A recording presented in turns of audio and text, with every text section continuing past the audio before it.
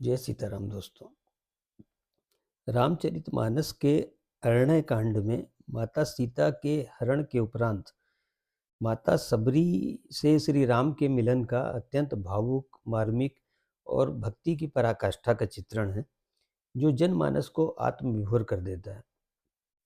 वस्तुतः एक भील राजकुमारी सबरी बाल्यावस्था से ही सात्विक और वैरागी प्रकृति की थी। इसलिए विवाह तय हो जाने के बाद उन्होंने गृह त्याग दिया और महर्षि मतंग की शिष्या बन गई।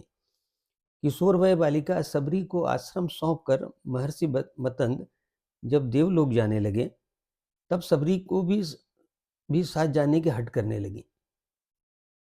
वो महर्षि मतंग का हाथ पकड़कर रोने लगी। महर्षि सबरी को रोते देखकर व्याकुल हो उठे। सबरी को समझाया कि पुत्री, इस आश्रम में भगवान आएंगे, यहीं प्रतीक्षा करो। अबोध सबरी इतना अवश्य जानती थी कि गुरु जी का वाक्य सत्य होकर रहेगा। उसने फिर पूछा, कब आएंगे? महर्षि मतंग त्रिकालदर्शी थे। वे भूत भविष्य सब जानते थे। वे ब्रह्मर्षि थे। महर्षि मतंग बोले, पुत्री, अभी उनका जन्म नहीं हुआ। अभी दशरथ जी का भी लग्न नहीं हुआ है। उनका कौशल्या से विवाह होगा, फिर भगवान की लंबी प्रतीक्षा होगी। फिर दशरथ जी का विवाह सुमित्रा से होगा, फिर प्रतीक्षा। फिर उनका विवाह कैकेयी से होगा, फिर प्रतीक्षा। फिर वो जन्म लेंगे। फिर उनका विवाह माता जानकी से होगा। फिर उन्हें 14 वर्ष का वनवास होगा और फिर वनवास के आखिरी वर्ष में माता जानकी का हरण होगा। तब उनकी खोज में वो यहाँ आएंगे। तुम उन्हें कहना कि आप सुग्रीव से मित्रता कीजिए और उस आत्ताई वाली के संताप से मुक्त कीजिए। आपका अभीष्ट सिद्ध होगा और आप रावण पर अवश्य विजय प्राप्त करेंगे। बालिका सबरी एक क्षण किंग कर्तव्य विमूढ़ हो गई। अबोध सबरी इतनी लंबी प्रतीक्षा के समय को माप भी नहीं पाई। वह फिर अधीर होकर पूछने लगी, इतनी लंबी प्रतीक्षा गुरुजी कैसे पूरी होगी? महर्षि मतंग बोले, वे ईश्वर हैं, अवश्य आएंगे। यह भावी निश्चित है, लेकिन यदि उनकी इच्छा हुई तो काल दर्शन के इस विज्ञान को परे रखकर वे कभी भी आ सकते हैं, लेकिन आएंगे अवश्य।